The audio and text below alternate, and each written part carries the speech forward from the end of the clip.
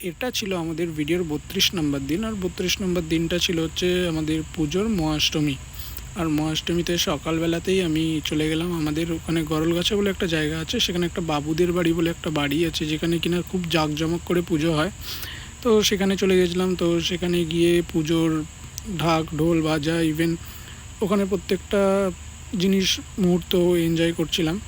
তো এইসব করতে করতে কিছু ঠাকুরের ফটোও তুললাম।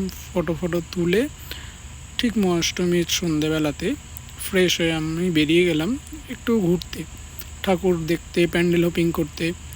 তো ঠাকুর দেখতে দেখতে বেশ ভালোই লাগছিলো। তো সিরিয়াসলি আমাদের এই বাঙালি দুর্গাপুজোতে প্যান্ডেলগুলো যা সুন্দর করে সাজানো হয়, প্রতিমাগুলো যা সুন্দর সুন্দর দেখতে লাগে, আর লাইটের যা মানে সুন্দর কাজ থাকে, সিরিয়াসলি খুব ভালো লাগে। আর অন্ধকারের মধ্যে এরকম রাস্তাতে আলো লাগানো টুনি লাইটের, তো সিরিয়াসলি এগুলোও খুব ভালো লাগে।